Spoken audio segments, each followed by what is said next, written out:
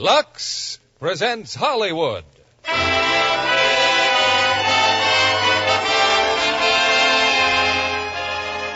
Lever Brothers Company, the makers of LUX toilet soap, bring you the LUX Radio Theater, starring Ray Milland and Maureen O'Sullivan in The Big Clock.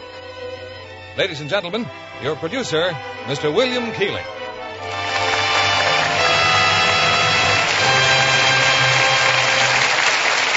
Greetings from Hollywood, ladies and gentlemen.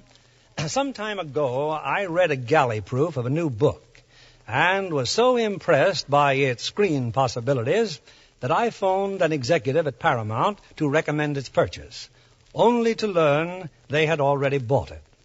That book became Paramount's outstanding example of motion picture suspense, The Big Clock. It's our play tonight, and we're fortunate enough to have two stars from the original cast, Ray Milland and Maureen O'Sullivan, with Ray playing a magazine editor with an uncanny genius for tracking down criminals, and Maureen O'Sullivan as his wife. This past week, Mrs. Keeley and I entertained two friends from Siam, who I discovered are enthusiastic users of LUX toilet soap. Even in Siam, or Thailand as it is now called, our product is famous as a beauty care. That was true in the quieter days before the war, when we visited this colorful land. And according to our friends, LUX toilet soap is still a favorite. They're on their way home now and are listening tonight from the Pacific as the curtain rises on The Big Clock, starring Ray Milland as George Stroud and Marie O'Sullivan as Helen.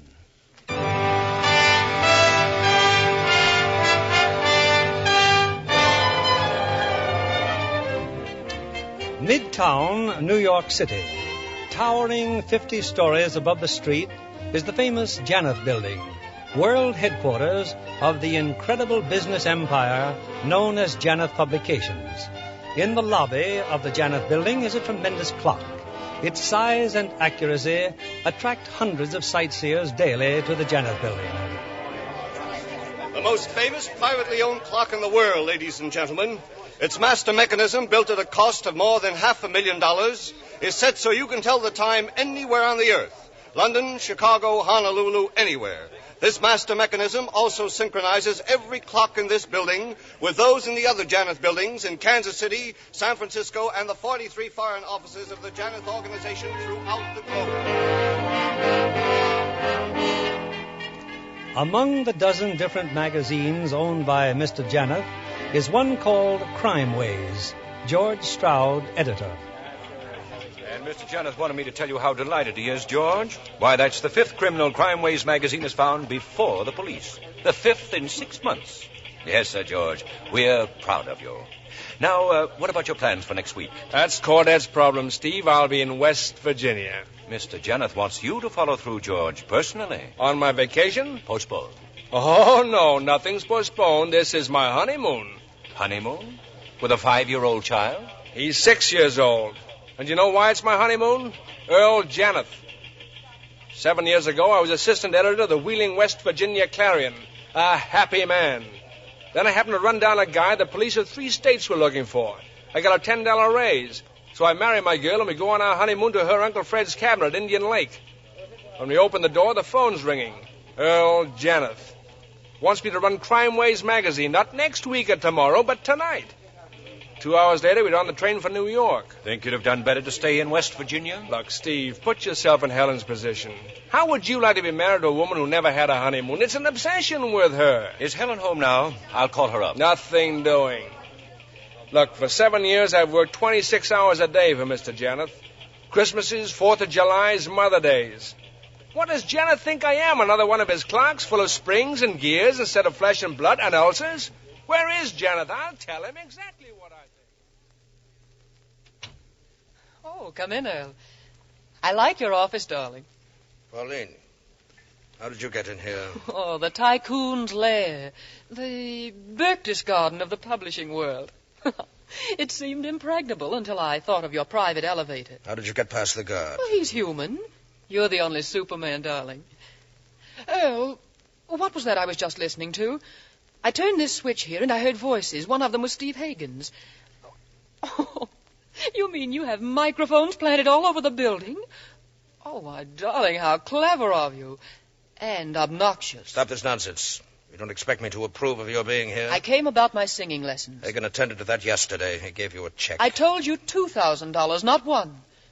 Or perhaps you don't think my voice is worth cultivating. Your voice is worth exactly what that check reads. That's all, Pauline. I'm leaving. Immediately. I'm 6 minutes behind my schedule. I have to fly to Washington at 5:10. I'll see you tomorrow night at 10:55. Oh, of course, darling. And I like your office, Earl. Just think, to be able to listen to what everybody's talking about. Yes,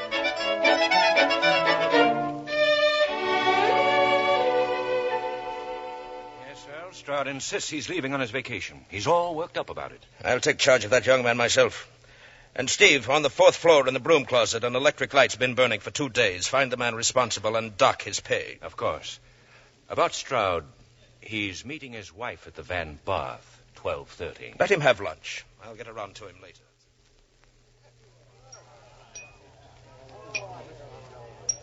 Hello? I said hello. Oh. Hello. Waiting for someone? Yes, my wife. Mind if I keep you company till she gets here, Mr. Stroud? What makes you think my name is Stroud? Oh, I'm just naturally psychic. Here, give me a hand and I'll tell you what I see. A very interesting poem.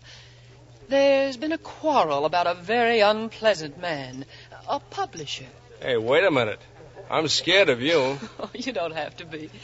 You see, I was listening to you and Mr. Hagen. Only at the time I was in Earl Janeth's office. Your voice came through beautifully, Mr. Stroud. What were you doing in Janeth's office? Oh, Earl and I are old friends. He once pointed you out to me.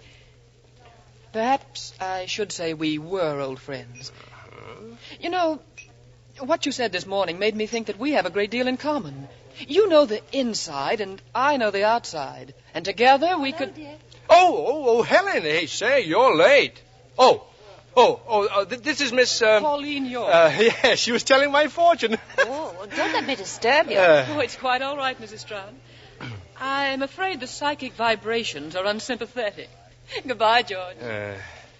She is psychic. I'm definitely Now, unsympathetic. darling, let me explain. A, she just this minute spotted me. B, I wouldn't make a pass at her on a bet. And C... And C, you knew I'd be along any minute. Yes, so let's sit down and get a table. Did you pick up the train tickets? Yes. A drawing room on the 7:22 from Penn Station. And Tommy's at Grandma's. Oh, George, I still can't believe we're going. Hey, now, that's no mood for a honeymoon. Oh, I know. But sometimes I think you married that magazine instead of me. Well, look, we've got a certificate that says different. Yes, but we don't live that way. We're like strangers sharing an apartment. Either you come dragging home at night too tired even to talk to me, or else you're off having fun with some dancer in San Francisco. Now, I told you that was for an article. Oh, I could write an article, too. How to look at a wall in 6 easy lessons. Oh, George, we should never have left West Virginia.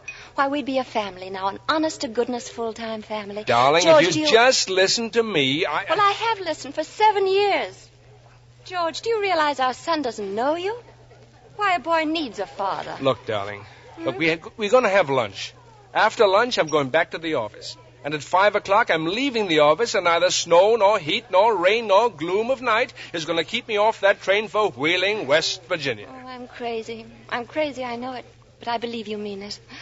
Oh, darling, please be on that train.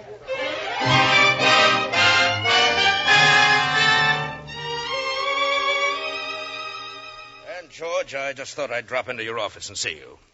Yes, George, I'm curious. You are Mr. Janeth? Yes, this job you've been doing of finding people a step ahead of the police all the time. What's the method, George? Well, we call it the system of the irrelevant clue. Uh-huh. Now, the police only look for the relevant clues. They haven't much time for anything else, not when a case just breaks, you see. But we assemble all the clues. We recreate the man, his character, his habits, his emotions. And when you have that pattern straightened out, it's easy enough to figure where to look for your missing man. Well, that's interesting. Most interesting. Now, this Fleming case, do you know how we found Fleming? Seashells. Seashells? Yes. Fleming was a fanatical collector of Paleozoic bivalves. I checked his index and found he had every variety except one. You see? It's up there on the blackboard. Now, the only specimen of that seashell in the United States is in a museum in Salt Lake City. So I assigned a man to watch it constantly. Fleming was going to steal it? Well, it wasn't for sale. Now, wouldn't you steal something if you wanted it badly enough? Yes, I might. George, you've done a fine job of work for me. Well, I think the real credit belongs to the crime wave staff, Mr. Janeth. That's another thing I like about you, George. You're modest. George, we've worked together now for 6 years, haven't we? 7. Shoulder to shoulder, comrades in arms. Neither of us letting the other down. Now, George, this Fleming story, properly followed up, should boost circulation 10%. Oh, 15. That's the spirit. So I'm giving you carte blanche for the next 3 issues. The next 3 issues? Yes, carte blanche. And then a wonderful vacation. All expenses paid. South America. West Virginia, Mr. Janeth, and tonight. Now, George, listen to me. No, you really had me going there for a minute, Mr. Janeth. You're a great performer. Then I'll dispense with the performance, George. Either you see this thing through with us, or you're fired. That's okay with me. I'm fired. And I'll have you blacklisted all over the country. You'll never work on a magazine again. It's still okay. I'll give you exactly 4 minutes to think it over, George. Let Hagen know what you decide. I don't need 4 minutes or 4 seconds. Yes? Call for you, Mr. Stroud. A woman. Well, what woman? She wouldn't say. She keeps talking about reading your palm. Oh, put her on. Hello? Hello, George. And how are you? You want to make a bet? 5-1 your crystal ball hasn't given you the latest flash. I've just been fired. Blacklisted, never to work in the publishing business again. What are you going to do about it? Well, first I'm going to get myself a good stiff drink. Oh, good, I'll join you. I'm sorry, but I won't have time. This is business, George. You see, the great man thinks he's going to blacklist me, too. But I know enough about Mr. Janeth to make him change his mind about both of us. So, how about the Van Barth in, say, half an hour? Oh, but it's almost 5, and I promised my wife I think this is one time she'd forgive you, George. Okay, half an hour at the Van Barth. Call my home, will you, Miss Adams? Tell my wife I'll be home at 6 o'clock.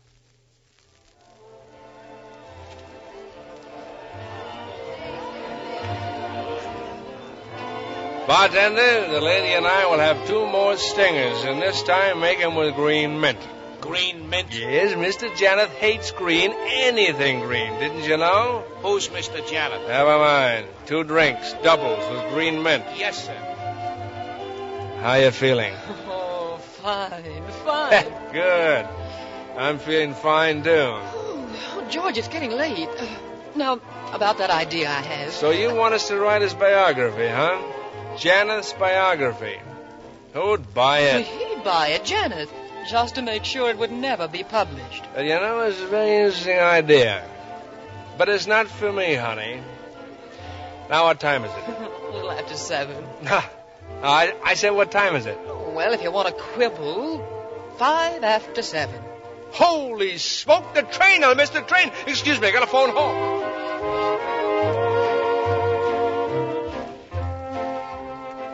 Well, how's everything at home? She's gone. She went without me. How do you like that? I give up my job, jeopardize my whole career for her sake, and she won't even wait a couple of minutes.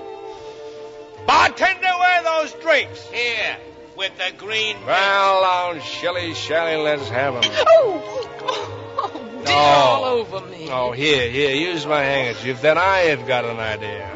Well? Well, you see, Janeth, he loves time. He's in love with clocks. Well, I despise time, so let's send him a clock, a green clock. Oh, that's a lovely idea. Oh, but who sells green clocks at this time of night? You just leave it to old Uncle George. You finish that drink there, hon, and leave it to good old Uncle George.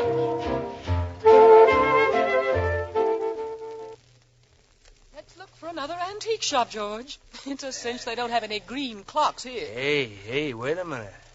That painting over there. Oh, George, it's horrible. A painting of a pair of hands. Never mind your opinions. I'll bet that's a Patterson. Yeah, you see, Flora Patterson. Well, if I painted that, I'd never sign my name to it. One of these days, this canvas will be famous. Storekeeper! I told you, mister, no green cloth. How much for the painting? $12. Huh? Look, you want it? Give me $10. Sold, and save the wrapping. I'll put it under my arm. But I'm taking my clock trade elsewhere. Yes, sir. Thank you. Good night, mister. Good night, lady. Oh, well. So you bought the painting. Huh? Who are you? Oh, just a busybody peeking in store windows. Isn't it a pity? The wrong people always have the money. Good night. You know, I think she's pixelated. Come on, we'll go to Bert's place for a green clock. Where? You never heard of Bert's place? It's a saloon. Oh, very famous place. Bert's a collector. He collects anything from collar buttons to buggy whips. Why? Well, pardon me, it's his way of advertising. He's got a standing guarantee to all customers. A free drink to anyone who can ask him for something he hasn't got. I'm all for a free drink. Me, I want a green clock. Come on, it's just around the corner.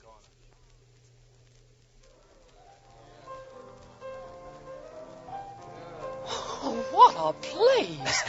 I've never seen such a collection of junk in my life. Hey, George, old boy. George. Well, you look who's here. President McKinley. Pauline, I want you to meet the 23rd President of the United States. The 25th, George. How do you do? It's a very great pleasure, man. Well, thank you, President.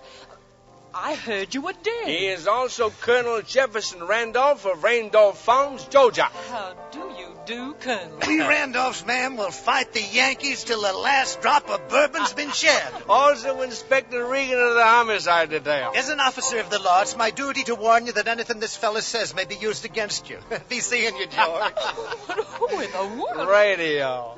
He's a radio actor. Every Wednesday he's Inspector Regan, and Fridays he's Colonel Randolph, and Sundays he's President McKinley. Hey, Bert, where's my green clock? I got it. I knew it.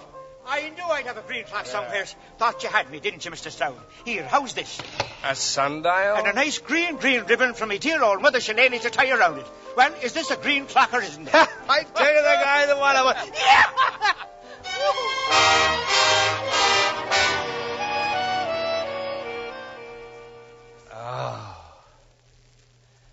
Oh, brother.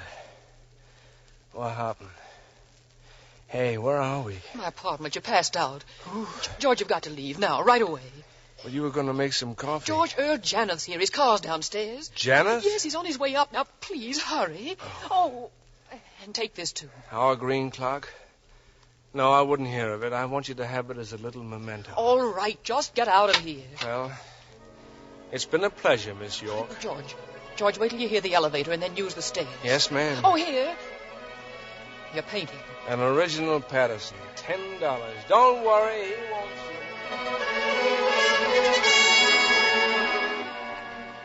I decided to come back tonight, Pauline. Well, I'll only stay a moment. I was wondering if you had a pleasant evening. Marvelous. Started at the Van Barth and just kept going. Was he with you? The fellow who ran down the stairs as I got out of the elevator? Yes. Yes, he was. Who is he? Just a man. His name's Jefferson Randolph. What does he do? Nothing much, I'm afraid. Sort of a playboy. I'm getting a little tired of your friends. Now, that's a shame, isn't it? The army captain, the lifeguard last summer, the racetrack tout at Saratoga. How many others have there been? Shut up! You of all people, talking about my friends. What about you and that Artway's secretary, and that stenographer, and the girl from publicity? You think they'd look at you twice if you weren't the great Janet? Stop it. Have you lived this long without knowing that everybody laughs at you behind your back? Stop it. You'd be pathetic if you weren't so disgusting. I said stop it. You clammy, flabby, Stop it. Stop it. Stop it.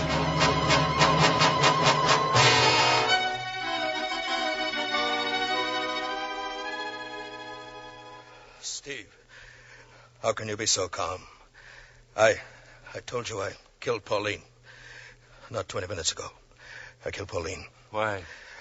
I don't know. Forgive me, Steve. I had no right to come here to your home.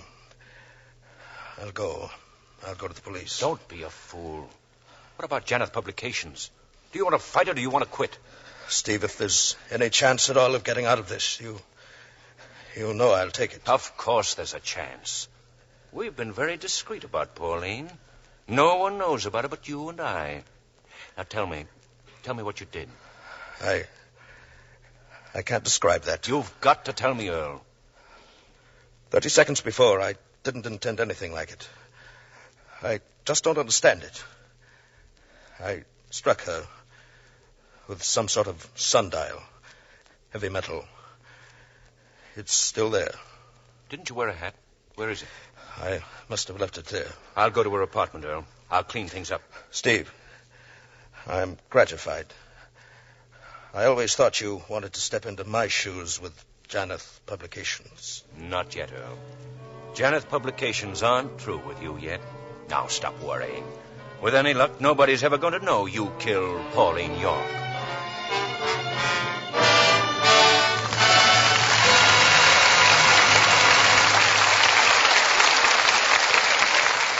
We'll return with the second act of The Big Clock in a few moments. And now, our Hollywood reporter, Libby Collins, with news about the stars. And one of the busiest stars in Hollywood, Mr. Keeley, is Joan Fontaine. I attended a studio showing of her latest picture, You Gotta Stay Happy, released by Universal International. That's the second picture made by Joan's own company, Rampart Productions. Yes. And you know, it's really a family affair, because Joan Fontaine's husband, William Dozier, is the producer. So, what with being business partner to her husband and acting the leading role, Joan had plenty to do. She certainly proves she has a flair for light comedy, and You Gotta Stay Happy. Teamed up with Jimmy Stewart, the laughs come thick and fast. Well, the picture lived up to its name with the whole cast.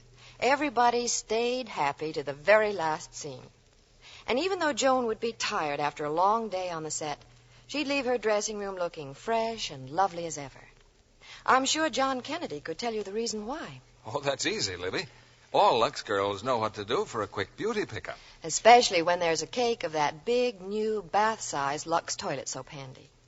My, what a refreshing beauty bath it makes. That generous bath size gives more of the creamy Lux soap lather.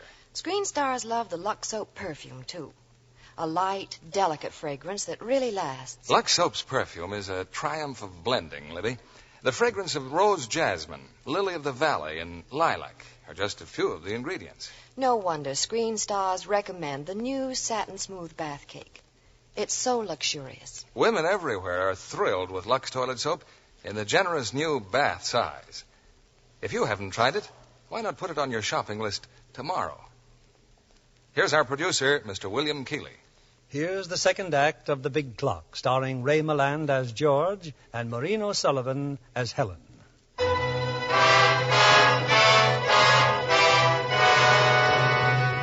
Earl Janeth made no mistake when he picked Steve Hagen as his second-in-command. Hagen's gone to Pauline's apartment. From her purse, he's removed a man's handkerchief and a check for $1,000. He set back the time on a broken clock, picked up Janeth's hat, and taken the sundial. Now, after a long talk with Janeth, he's telephoned George Stroud. But George isn't at home. George is in Wheeling, West Virginia. Don't you understand, Helen? I was detained. I took the first plane I could get. Oh, I was so angry when the train left without you. It was unforgivable, George. It was unforgivable you're leaving without me. Well, what was I supposed to do? Wait at the station till our golden wedding? That's exactly what Janeth wanted. Darling, I got news for you. I've quit. For good, forever, and for always, I quit. Oh, I don't believe it. We're unemployed and penniless. Oh, it's too good to be true. Blacklisted for life, never to work on a magazine again. Oh, George, how wonderful. Why didn't you phone me? Oh, darling, I had 18 million things to do. You just can't clean up 7 years in 5 minutes. Oh, I've been so miserable. Were you miserable, too? Miserable? I was desolate. I walked the streets like a zombie. You didn't meet any blonde fortune tellers on the way, did you? You're not serious. Yes, I am, George. I'm very serious. I can stand a lot, but that's one thing I just couldn't take. Well, darling, that's something you'll never have to take. You're the only blonde in my life. I'm a brunette. Well, you're the only brunette, too. Don't answer it. Well, hadn't I better? No one would call if it weren't important. Hello. George, Steve Hagen. George, we've got the story of the year. It's a natural for you. Haven't you heard, Steve? I quit. That's telling him, darling. But, George, this is important. The payoff man in an enormous war contract scandal. Find him and you'll get a bonus. 6 months vacation. I'm on a permanent vacation right now, and you can tell Mr. Wait Janeth a minute, George. Wait a minute. I'll put him on. Don't want to talk to him. This is Janeth, George. I behaved very badly yesterday. I apologize. Well, that's very big of you, Mr. Janeth. George, as servants of the public, it's our duty to find this man. The trail is still fresh. He was around town last night with a blonde. We know they were at the Van Barth in some place called Bert's. What? What place? Bert's place. Do you know who the girl is? No, and we don't care. We're only after the man. His name is Jefferson Randolph. Randolph? I'm not going to rest until I've exposed this scoundrel if I have to assign every man in our organization. Well, I'll grab the next plane, Mr. Janeth. George, if you leave me now, I'll never speak to you again. Darling, I have to. Why? Why do you have to? Janeth says it's a war contract scandal, but that's just a blind. He's trying to find out who's been playing around with this girl. I happen to know the man. Well? He's a victim of circumstance. I've got to go back. I've got to keep Janeth from finding him. It would wreck his life. His life? Well, what about our life? Helen, please. I've got to go back to New York.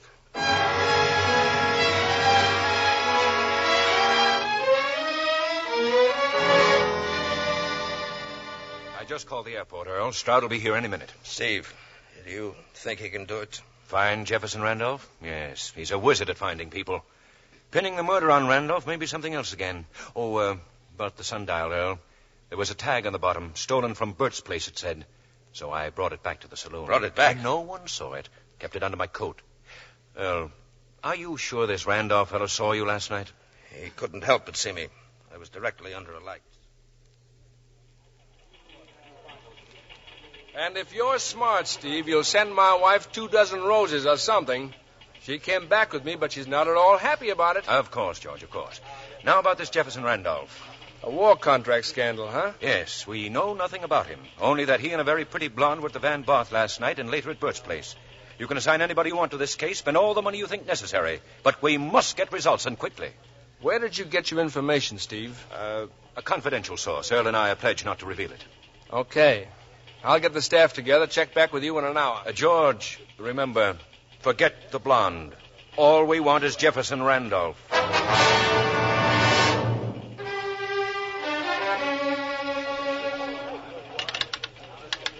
Hello? Hello, operator? I'm ringing that number for you now, sir. Okay.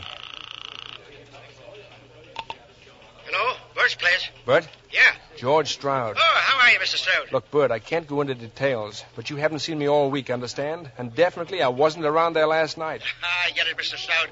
A little wifey trouble, huh? Well, something like that, Bert, but don't let me down. Don't you worry, Mr. Stroud. I never even heard of you. Thanks, Bert. Much obliged. Miss Adams, Yes, sir? what about that Butterfield number? It still doesn't answer, Mr. Stroud.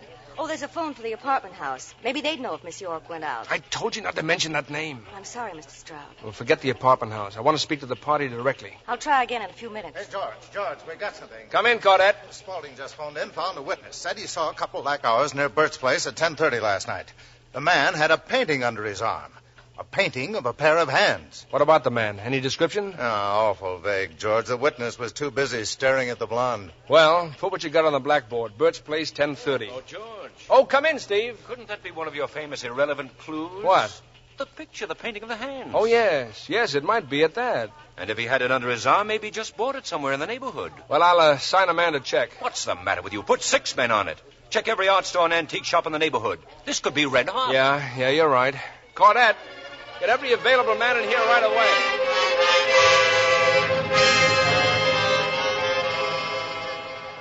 Blackboard's starting to look like something, George. As of exactly 12:17, here's where we stand. Name, Jefferson Randolph, tall, medium build, black hair. Was wearing single-breasted gray suit, well-tailored, blue tie. Frequents the Van Barth and Bert's place, collects paintings, character questionable. Mr. Stroud, Vincent's on the phone. They've located 5 Randolph. No, I'll get it, George. Hello? Look, put Vincent on Kislav's phone. Kislav, assign a man to each one of those Randolphs. Routine check with form AA. Okay, fine. That was Vince, George. Another break. That painting came from an antique store on 3rd Avenue, and the artist's name is Patterson. Well, sounds like our man may be a collector. Well, what do we do about it, George? Hadn't we better get on it? What's the name of the chief critic on Artways? Oh, a fellow named Klausmeyer. Yeah, I'll send him over to see Patterson. Patterson. Hey, of course, I've seen some of her paintings in your home. Look, why don't you interview Patterson? I can't leave here. The way we're going, we'll have Randolph inside of 3 hours. Look, you better grab a bite to eat, Caudette. You may not have a chance later. Yeah, thanks, George. I just tried the Butterfield number again, Mr. Stroud. Still no answer. Well, skip it. I'll try it myself later. Oh, Mr. Klausmeyer's on the phone. He said if you're busy, he'll call Mr. Hagen. Hagen? No. Klausmeyer, this is George Stroud. Have you seen Miss Patterson yet? I just this second left her. I think I've got something, Mr. Stroud. Well? The girl this Randolph was with, well, her name is Pauline York. She wants model for Starways. Patterson recognized her. She was standing outside that antique shop last night when Randolph bought the painting. And the girl was with him. I'm going over to see Miss York right now. I'll call you back later. No. Hey, wait a minute. Hello. Miss Adams. Yes, sir? I'm going uptown. Find Cordette and tell him to take over.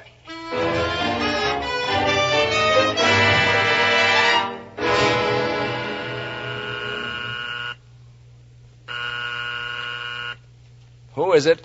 This is Mr. Klausmeyer. I'm from Artways Magazine. I'd like to see Miss York, please.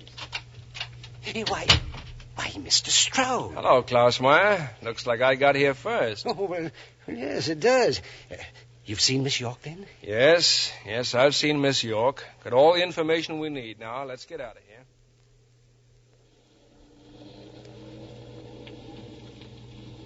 Are we going back to the office, Mr. Stroud? No. Well, what did Miss York tell you? Who's the man? Jefferson Randolph, manufacturer from Pittsburgh. Klausmeyer, hop on a plane right away. Find out all you can about him. But, Mr. Stroud, Pittsburgh? This is an order right from Mr. Janeth. Oh, yes, of course. Call me the minute you arrive. I'll wire $1,000 expenses. Incidentally, who have you spoken to since you saw Miss Patterson? Why, I phoned you right away. I haven't talked to a soul. Good. Now, there's a cab at the corner. Now, get to that airport. I don't even have a toothpick. That's the spirit, Klausmeyer. Hey, Mac. You the doorman here? Yes, sir. Well, look, for $10, would you happen to know a Mr. Janeth? Mr. Janeth, yes, sir. Did you see him around here last night? Not before midnight. I go off duty at 12, sir. Uh-huh. Well, tell me, does Miss York happen to have a maid? Sure, but you won't find her. She started a vacation last Monday. Oh. Well, where would you get a cab around here at, say, 1 o'clock in the morning? 2 blocks east.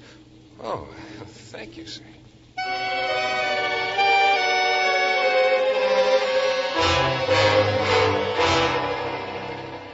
Here's George now, Earl. He's been out on the case. Well, George, we're making progress, eh? Fine progress. In time, 8 hours, and manpower, the efforts of 46 employees.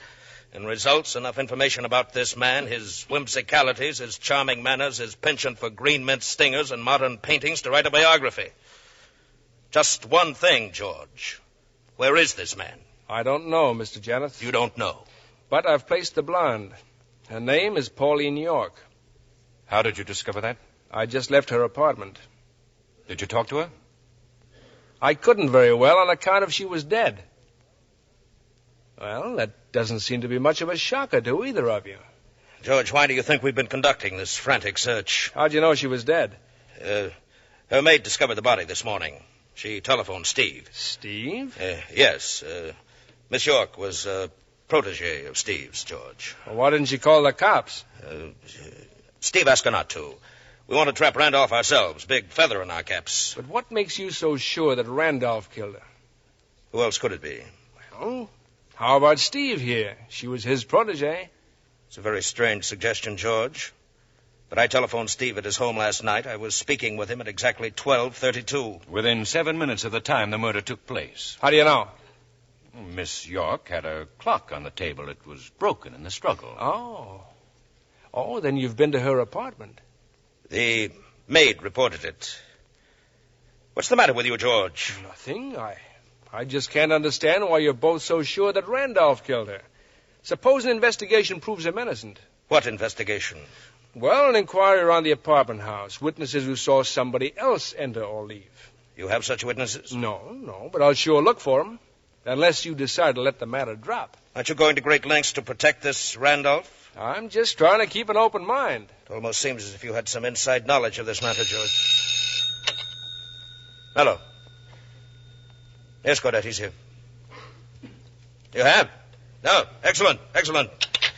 Well, George, you can forget about your investigation. We have our man. He was seen entering this building not 2 minutes ago. Steve, I want emergency orders issued at once. Close the building and block all exits. Nobody is to leave unless identified. Identified? Identified by whom? Why, George, didn't you know? Oh, but how could you know? You just came in the building yourself. No, what? Your very efficient department has found the antique dealer who sold the painting to Randolph.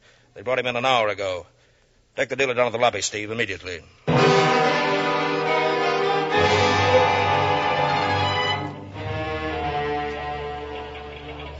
you going down to the lobby, George? Well, I think it's a waste of time, Caudette. Well, don't you want to meet him, the antique dealer? Spaulding and Dixon found him not a block away from Birch Place. Well, that's fine. That's great. But who says Randolph's in the building? Miss Patterson, the artist, claims she saw him step in the elevator. George, I certainly got to hand it to you. You'll have this thing solved. Why didn't you tell me Patterson was here? Well, how could I? You've been with Mr. Jonathan Hagen. Well, I'm sorry. Well, it's far more important that I see her than play house in the lobby. Oh, what about the fire escapes, the emergency exits? All guarded. Nobody leaves except through the lobby. Patterson in my office now? Yeah, with Miss Adams. Well, let me know how they're doing in the lobby.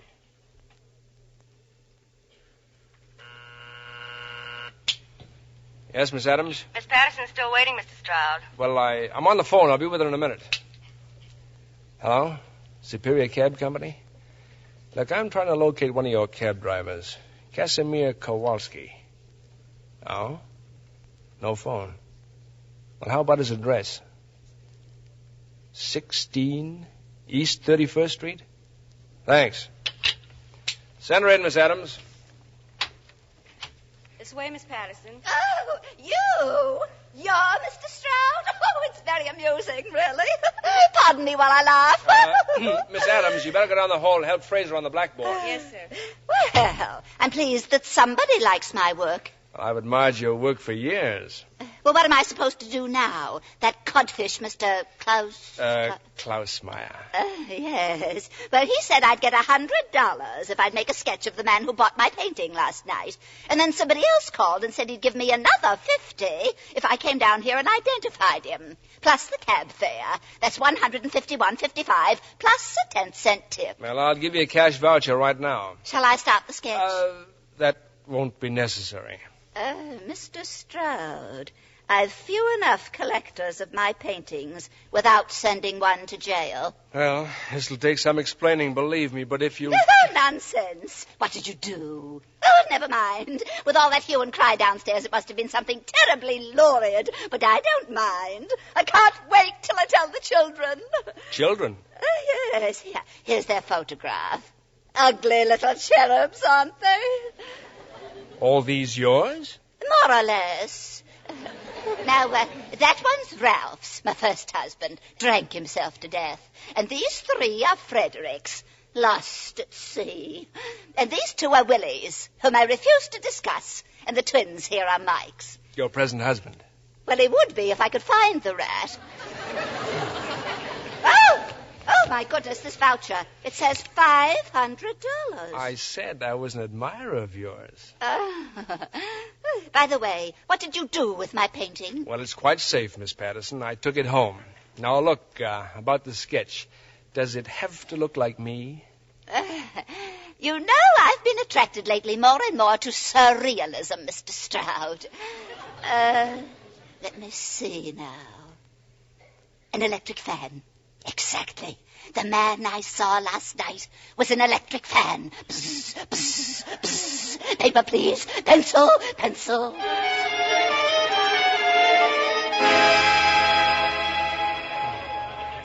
I heard all about what's going on from Miss Adams.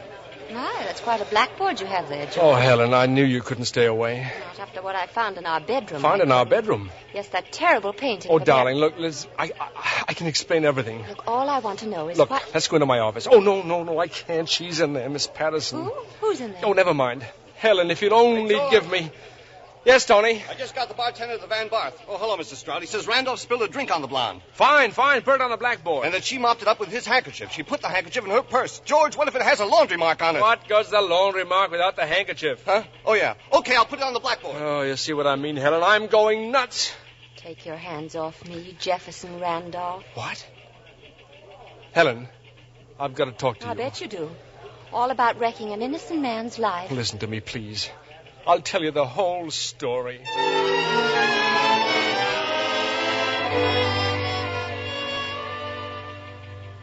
But why didn't you go to the police when you found she was dead? And spend the next 90 years in jail? Janet can rig up a dozen alibis. He can sell his soul to him. So would a dozen others. Me? All I got is myself. Well, what about the taxi driver? did you just invent him? Invent a guy named Casimir Kowalski? You could invent anything. Miserable, desolate, walk the streets like a zombie. And all the time, there you were with that... Darling, look. Listen to me. I know where Kowalski lives. Here's the address. But I can't get out of the building. Now, unless Kowalski comes here and identifies Janet, that antique dealer down in the lobby is going to identify me. George? Yeah, Tony. Mr. Janet just called. Wants you in his office right away. Okay. Oh, if I ever get out of this jam, I'm going right back to West Virginia. Oh, if I could only believe that. I'll cover church socials, write obituaries, set type, anything. That'd be wonderful. But you won't. Well, I better see Janet. I guess I'll be back. Who knows?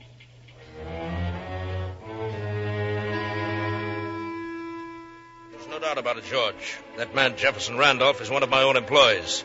Moreover, he's in this building this very minute. I want him smoked out, George. Use the guards. Mobilize everyone. Get that antique dealer and start a floor-by-floor search of the entire building. Yes, sir. I'll put O'Brien on it. He's your personal bodyguard. He ought to be... Not O'Brien, George. You and the antique dealer. Do you understand me? Yes, Mr. Janeth. I understand.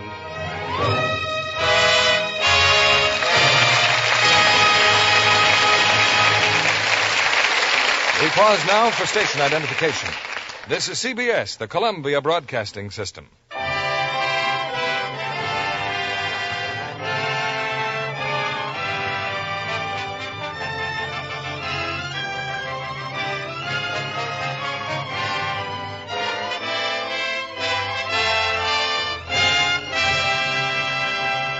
In a few moments, we'll bring you Act 3 of The Big Clock. Tonight's guest, Miss Carmen DeRigo, must have one of the most exacting jobs in Hollywood. She's hairstyle supervisor at Universal International. A very resourceful person, Miss DeRigo. Well, each picture presents a new problem, Mr. Keeley. And even a man knows that being a hairstylist calls for ingenuity and, patience, doesn't it? More than that, creating coiffures for the world's most glamorous women is a challenge. Take the Countess of Monte Cristo, for instance. Sonia Henny's latest picture, in which she proves again she's queen of the ice. Miss Henny's new leading man, Michael Kirby, adds to the thrill, too. He's Canada's former figure skating champion. To see them streaking over the ice together and spinning like mad is sheer delight. So you can guess why Miss Henny's hairdo was a problem. It had to stay in place. And how did you solve the problem? For the Countess of Monte Cristo, we clipped it fairly short and then brushed it into soft, flat curls. If I do say so, she looked adorable. Perhaps, Miss DeRigo, you'd like to tell the ladies in our audience what you think about hairstyles in general. My feeling is that short hair will be the fashion for at least 3 more years. As a suggestion for evening wear, those pin-on pieces are wonderfully effective with the current period fashions. But I know Mr. Kennedy will bear me out when I say no matter how fetching the coiffure, the effect is lost unless it frames a lovely complexion. That's right. So, it must be a great satisfaction to you, Mr. Rigo, to have all those lovely Lux girls to work on. I should say so. Sonia Henny tells me she wouldn't think of neglecting her daily Lux soap facials. Says they give her skin just the gentle, protecting care it needs. Thank you, Miss Carmen DeRigo, for reminding women everywhere of a simple complexion care that really works. A care that 9 out of 10 famous stars depend on. There's no doubt that Lux soap facials make skin lovelier. Skin specialists have proved it. In actually 3 out of 4 cases, complexions became softer and smoother in a short time. Why not try Lux toilet soap tomorrow? This fine white soap with a delicate fragrance is Hollywood's own beauty care. Now, here's our producer, Mr. William Keeley. The curtain rises for Act 3 of The Big Clock, starring Ray Milland as George and Maureen O'Sullivan as Helen.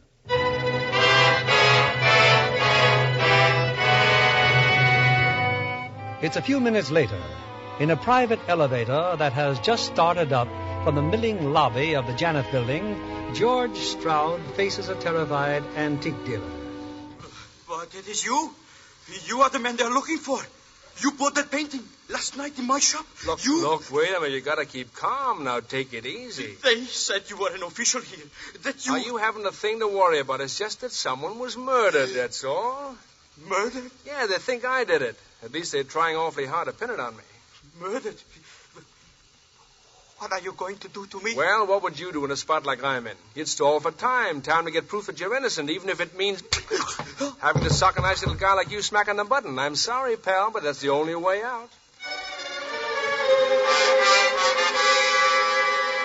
Where's that artist? Where is she, Steve? She'll be right in now. She's got that sketch of Randolph about finished. Did O'Brien get back? What about the driver? Did he find the cab driver? O'Brien's back. It cost you $5,000 with the cab drivers leaving town. Goodness, what an office. Now, which one of you is Mr. Janoff? Just sit down. Give me that sketch. I think I've captured his mood rather successfully, don't you think? Well, here, look. And just what is this supposed to be? Get her out of here, Steve. The woman's an idiot. Mr. Hagen. Mr. Hagen. Yes, what is it, Tony? The antique dealer. Well, what's he doing here? He says Randolph jumped him in the elevator. I fought. I struggled. No use. He was enormous. Did you get a look at him? Such a face I will never forget. And that wild glare in his eyes. Warn everyone, Steve. Authorize them to shoot if necessary. Tell O'Brien, shoot to kill. And, Tony, you get Stroud in here. That's just it, Mr. Janus. Stroud's disappeared. Maybe Randolph slugged him, too. Oh, the bartender is here from the Van Barth. Hold him in the reception room under guard. And find George Stroud.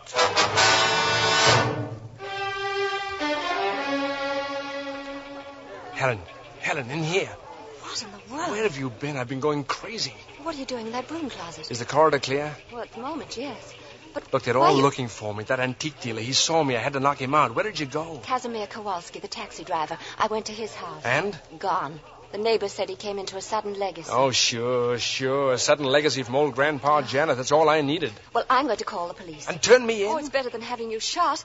The guards are running around here with guns in their hands, and they've been ordered shoot to kill. Oh, come on. Hagen's office is empty. We'll go in there. Oh, why did you ever have to do anything with that woman? I told you I didn't have anything to do with her. There must be some way out of this mess. Oh, give me a cigarette. Well, I don't have any. Isn't that a cigarette box? Take one of Hagen's. Maybe I should go to Janet. Try to make some sort of a deal with him. Here's a cigarette. What's that? It's a handkerchief. What's it doing in a cigarette box? Let me see that. Well. What do you mean, well? It's my handkerchief, the one in Pauline's purse. There you go again, Pauline. How did Hagen get it? He claimed he was never up there. Why couldn't we pin this job on Hagen? We'll put him in such a hole he'll have to implicate Janet. Well, who are you phoning? Bert's Place, a friend of mine. He's always in Bert's Place this time of day. Hello? Oh, this is George Stroud. Let me speak to the president. The president? Yes, President McKinley. Now, look here, George, I really... Well, what's that? Enter off his phone. Yes? This is Hagen. Claudette just saw you go into my office. Are you looking for me? Yes, Steve. My wife is here, and I didn't want her to... Mr. Janus in your office, and we want to see you at once.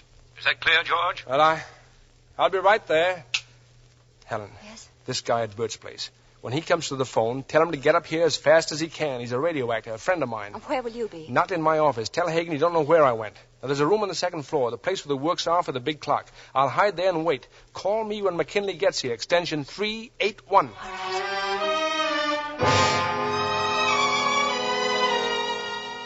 Stroud's disappeared again, Earl. His wife claims he left my office to come here. I don't get it. 250 people, 12 hours and 43 minutes, and we still haven't found Randolph. Right here, Steve, in our own building. Earl, look. What? The clock on the wall. It stopped. Mr. Hagen, the clock stopped in here. Well, why shouldn't it stop? What's the matter with that? But you issued orders never to stop the clock for anything. Why shouldn't it stop for once? It's a mechanical thing, isn't it? It can go wrong, can't it? It started again, see? What? The second hand's moving. Yes, that's strange that it should start again. O'Brien. Yes, Mr. Janet?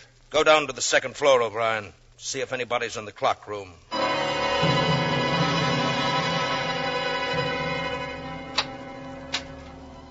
Who's in there?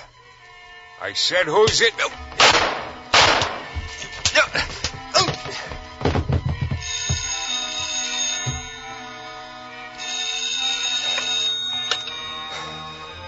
Hello? George?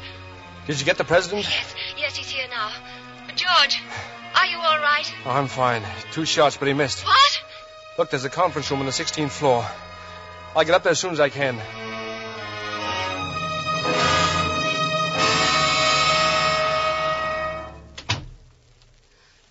George, what happened? Never mind. Hello, Prez. I came right over, George, as soon as I could.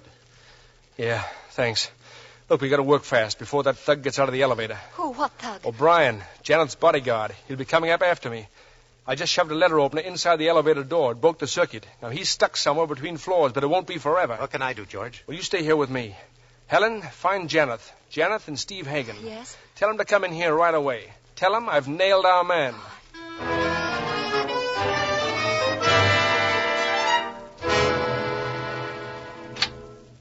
This man, George? Is this the one? This is Jefferson Randolph? No. This is Inspector Regan of the Homicide Detail. Mr. Earl Janeth, Mr. Steve Hagen. How do you do? But, George, you said that you had the man. Inspector, would you mind stepping outside for a moment? I give you my solemn word nothing irregular will occur. That Hagen fellow, George. I've seen him before somewhere. Look, he's editor-in-chief here. Now, stay in the corridor, Mac, till I call you, will you? Right. And, Inspector George, I thought I told you to keep away from the police. Yes, until we had the murderer. Well, I'm afraid this is going to be a shock. There's our man, Mr. Janeth, Steve Hagen. What? Steve? George, this is a very serious charge. I wouldn't be making it if I didn't have the evidence. Evidence? Why, the witnesses have all seen me. The antique dealer, the bartender, Miss Patterson. Why, they talked to me. Oh, I'm not saying you're Jefferson Randolph, Steve. But I am saying you murdered Pauline York. Why? Why would I kill her? Blackmail. He's been giving her money by check, Mr. Janeth. The bank will verify that. Absurd. Is it? Cigarette? Not now. Go ahead, Steve. Open the box. You need a smoke. Thank you, no. You're afraid to open the box. Why? Because this handkerchief was in there. Isn't that so, Mr. Hagen? How about it, Steve? The handkerchief that Miss York got from Randolph at the Van Barth. Here. Notice the green stains. And where would Steve get this handkerchief, Mr. Janeth, except from the purse in Miss York's apartment? Did it occur to you, George, that the maid might have brought it to me? The maid's been away on her vacation, Steve, gone since last Monday, and that's not all. There's a cab driver who took you from Pauline's apartment. I don't seem to see him around, that cab driver. Because he was bribed to go away. But I've got the address he took from you. Got it by phone from the cab company's files. Here it is, Mr. Janeth. 323 Sutton Place. That's Steve's address. There's your evidence, and it'll stand up in court. George, you've had a brainstorm. Anybody could have taken a cab to my address or planted that handkerchief in my cigarette box. As for the maid, I think I can produce her if necessary. Earl saw her this morning. Didn't you, Earl? Yes, of course I did. Well, let's see what they say about it at headquarters. Helen, would you ask Inspector Regan to step in? I'm sorry to have had to do this, Steve. Come in, Inspector. Well, Mr. Stroud? There he is, Inspector. Hagen. Police inspector, eh? What sort of a gag is this? I've seen this man, Earl, half a dozen times in Bert's place. A broken-down radio actor. George, I'm beginning to get an idea. Maybe some of the witnesses should get a look at you. Well, haven't they? No, only that crackpot, Miss Patterson. As a matter of fact, George hasn't seen one of the others. Only the antique dealer, just before he was slugged. Hey, just a minute, Hagen. Bert's place, huh, Hagen? Did you see me there last night, late last night, when you sneaked that sundial back into Bert's collection? Sundial? Yes, he didn't think anybody saw it. He had it under his coat. The murder weapon, and a witness who saw him try to get rid of it. Well, I guess that just about wraps it up, Mr. Janeth. Now suppose we phone for a real cop. George, in a minute. Well, Earl? Steve, I know how you feel about me, Steve. You're the most loyal employee I've ever had. I'm not going to let you down, Steve. I'll put every resource we have at your disposal. We'll fight this through for you, no matter how long it takes or how much it costs. You're not going to be alone, Steve. Every bit of influence Hagen. That you, Claudette? What is it? Oh, George. Well, we've searched every office now except Steve's and Mr. Janeth. No sign of anyone. The search is off, Claudette. Send everyone home. Ah, the Jefferson Randolph. Who is he? We're not interested. Just do what you're told. Yes, Miss Hagen. But I'm not going to jail, Earl. You insufferable egomaniac. You thought you inspired such adulation that I'd do anything for you. George, Janeth killed Pauline. You'll swear to that in court? Of course I will. I can prove that he... Stay there, all of you. I'll kill anyone else who tries to come after me. George, no, you heard what he said. Janeth, don't be a fool! Janeth!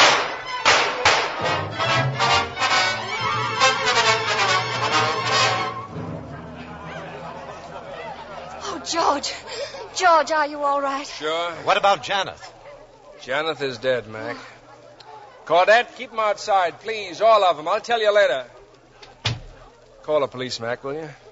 Where is he, Mr. Janeth? Well, I chased him down to the next floor.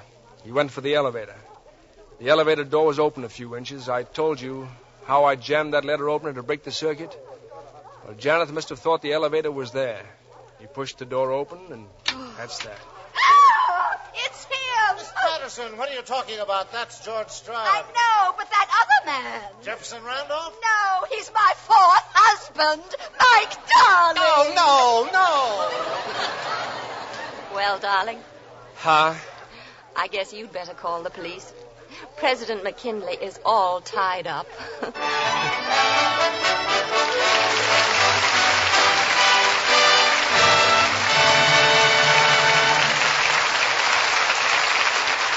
Ray Milland and Maureen O'Sullivan are back at the footlights. And that applause says they're guilty.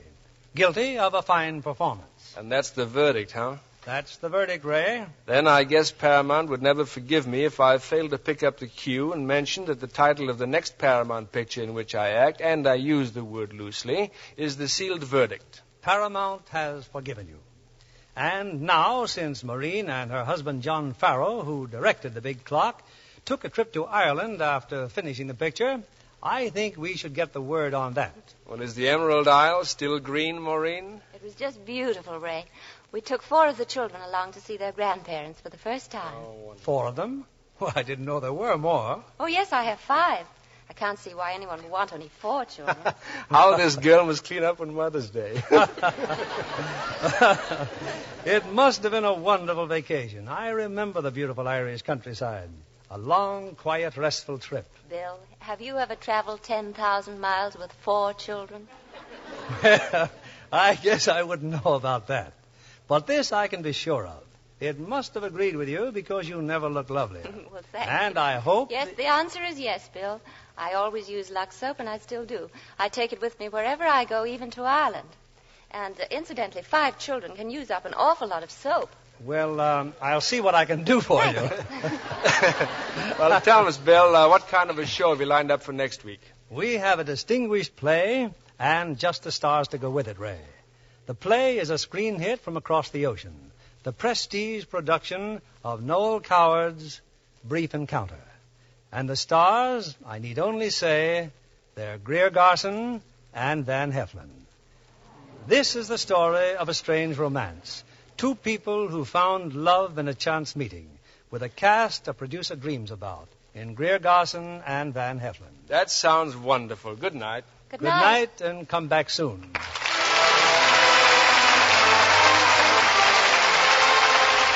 Lever Brothers Company, the makers of Lux Toilet Soap, join me in inviting you to be with us again next Monday evening, when the Lux Radio Theater presents Greer Garson and Van Heflin in Brief Encounter. This is William Keeley saying good night to you from Hollywood.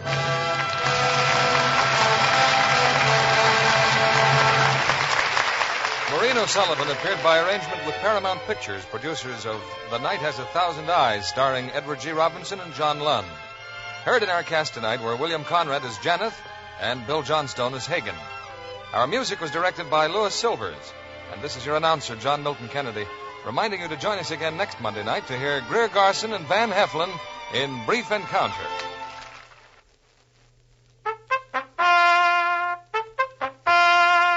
Rely on Spry, S-P-R-Y. For lighter, finer, richer tasting cakes, Spry tops any other type shortening. Spry's amazing cake improver takes guesswork and hard work out of cake making. Try Spry's one bowl method for glorious cakes. For all you bake and fry, Rely on Spry, S-P-R-Y. Be sure to listen next Monday night to the Lux Radio Theater presentation of Brief Encounter, starring Greer Garson and Van Heflin. Stay tuned for My Friend Irma, which follows over these same stations. This is CBS, the Columbia Broadcasting System.